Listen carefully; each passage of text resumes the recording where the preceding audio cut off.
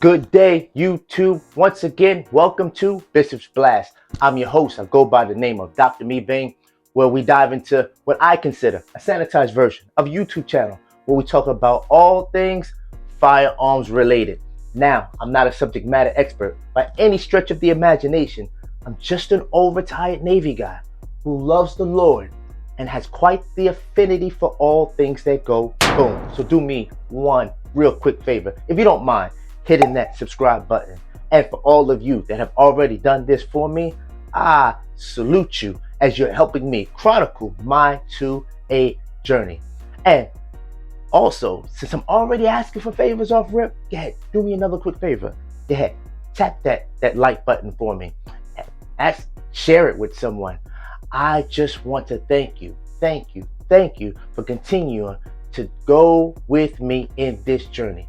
Maybe we'll be able to have a blast together. So once again, you're tuned in to another edition of Bishop's Blast. Come on, let's get it in. Now, today we're going to go into what I would consider my ugly duck edition of Bishop's Blast. Now, before you start to hit me in the comment section about who you call ugly. Who you calling ugly, sucker? You. I am talking about certain things that might be aesthetically pleasing to specific people's eyes.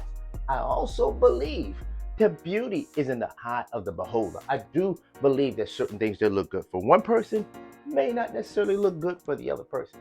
So I'm not speaking from your perspective, speaking from mine.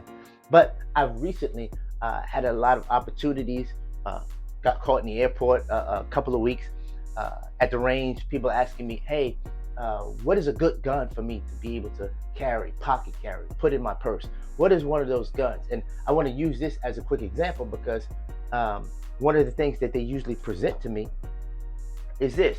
This is a Ruger LCP. The Ruger LCP. This is clear, safe direction, and shoot.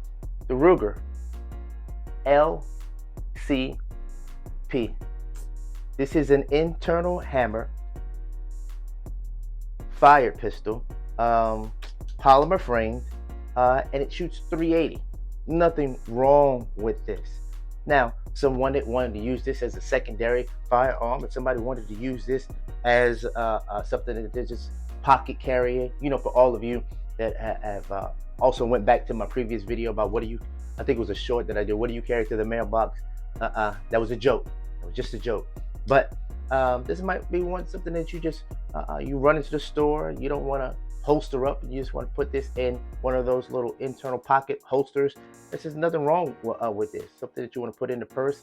I do believe that it's something that you still may want to have something that covers that trigger guard before you actually start to play with it. The good thing about these is the double action trigger pull. So when you actually pull the trigger on this, you literally have to be intentional about what you're doing because it's a longer trigger pull. I think I talk about this on previous videos as well, but there's nothing wrong with this. And a lot of people will pick certain things like this fraudulently to conceal carry because it's cute.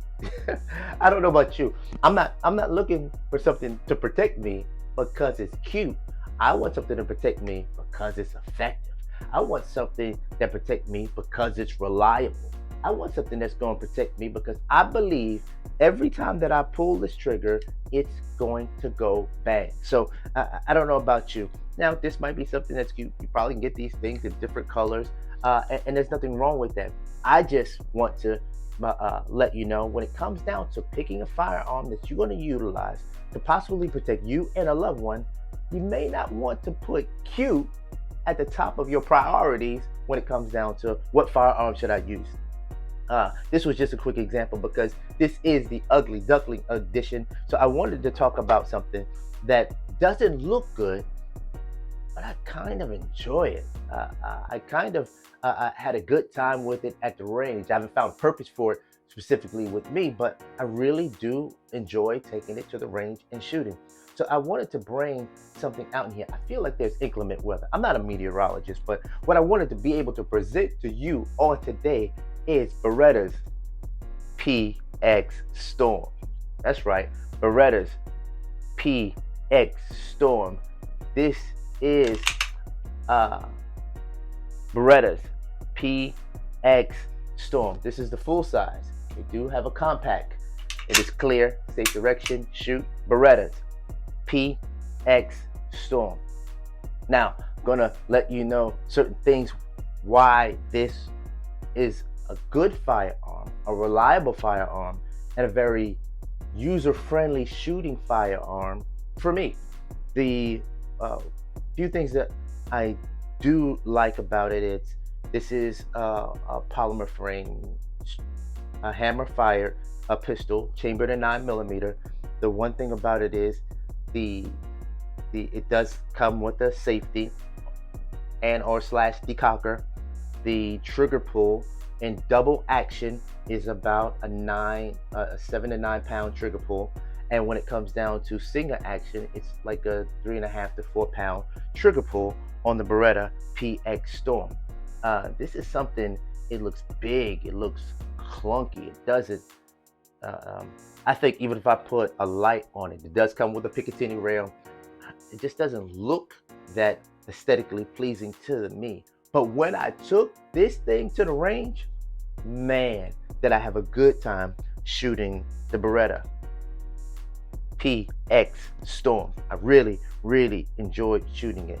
The sights are extremely small, quite anemic, but effective for plinking at the range. Not a problem with that. The grip angle works pretty good for me from an ergonomic perspective. I really do enjoy this firearm. The couple of things that I probably have a problem with, if I'm going to continue to use this, I'm going to have to find some other kind of grip, whole grip, or some kind of rubber or texturized grip, because this is pretty slick. Now, I probably have around 2,000-3,000 rounds through this firearm. I didn't have a problem with it slipping at the range, but I'm at a pretty good climate control range, so that really wasn't an issue. But I could see this as being a slip issue, even though it has good back and front textures. You can actually change the back grip, depends on what works better for your hand. Once again, I don't think I'm somebody who has extremely large hands, nor am I somebody with small hands. I think I just have the average size hands, and it fits and it works pretty well for me. The other thing, this is my major gripe about this is the decocker, or the safety, if you will, the wings on it. Let me see if you can see it from this perspective. You see they stick out a little bit. I think that they tried to do this as a correction to the Beretta 92.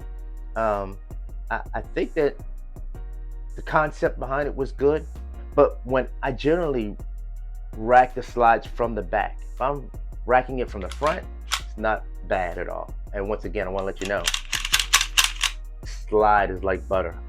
This is great slide. The one thing about it is, if I rack it from the back, and if I grab around those decocking ears, it doesn't feel good on my fingers when I grab that. They're kind of pointy, almost, me pulling on them. Once again, I don't know if you can see them, but they're kind of pointy, if you will.